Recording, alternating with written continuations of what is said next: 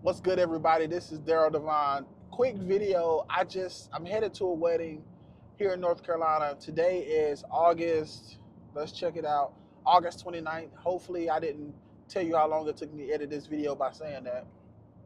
But I'm headed to a wedding, and I just wanted to talk about a quick concept that a lot of us haven't thought about, and that is peak pricing versus non peak pricing. And so, when it comes to weddings or any kind of event, sometimes we have to take the data and see when are we most likely booked. And this is something I actually personally haven't implemented in my biggest business, but I have implemented it in some of my smaller businesses. But taking the time to say, when am I most likely to be booked, and being sure that we maximize the profit for those days.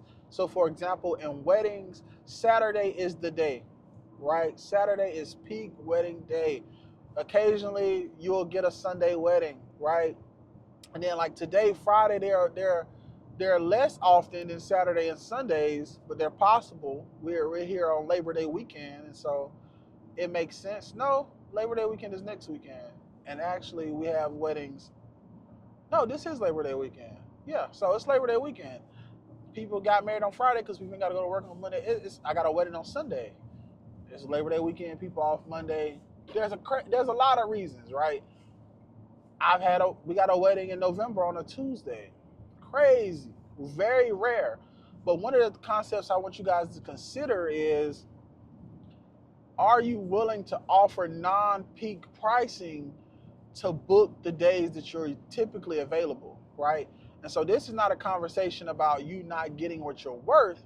This is a conversation about being strategic in order to fill your calendar when you're not working, right? And so I'll show you how this plays out. If a bride hits me up and say, "Hey, I'm getting married on a Thursday," I know from data, and a lot of you guys aren't keeping up with data. You got to go back and look at your calendar from last year. Count out how many Saturdays did you work, how many Sundays did you work, how many Mondays, Tuesdays, Wednesdays, and ask yourself, what is the likelihood of being booked on a Thursday for whatever your niche is, right? This is just mine. This is my example. There's a 95% chance I'm not shooting a wedding on a Thursday, right? So I might be doing a headshot or a corporate event, or there's a lot of things I could be doing. So I'm not saying my time I wouldn't be doing anything, but I know for a fact I'm not going to be doing a wedding, which is high ticket for me. And so I may consider offering a discount to close that deal, y'all, because guess what? A non-peak event is a blessing. It is, and you don't want to lose it. You don't want to lose it because on a Saturday, bro, you're gonna get multiple inquiries for that date. Multiple people gonna want 10, 10, 25 Saturday. Everybody's gonna want that date. If you don't book somebody, it's okay. Stand on business, stand on your price. But that Thursday, that might be the only person who ever asked you to work that day. And when you got real responsibilities, I think that's something to consider. I know for me, I'm married, I have children, I have daycare. Daycare is $2,500 a month, y'all. I got 2 kids. It's crazy. So you're trying to tell me I'm not gonna shoot a wedding for 2,500 on a Thursday because I typically charge 35? Y'all crazy.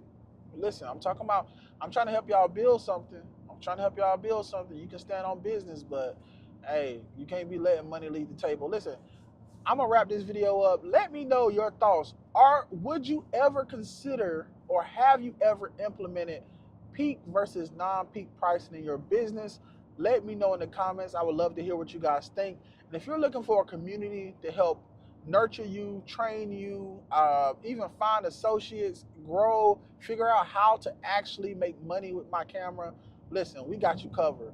Media Mastery, the link is in the bio. We're ready to connect with you. We have an amazing community. It'll cost you less than what you're probably about to spend to go get lunch today, right? To join a community and actually be a part of something that's growing. It's time to tap into the next level. Until the next time, this is your boy Daryl Devon. I'll see you guys on the next video.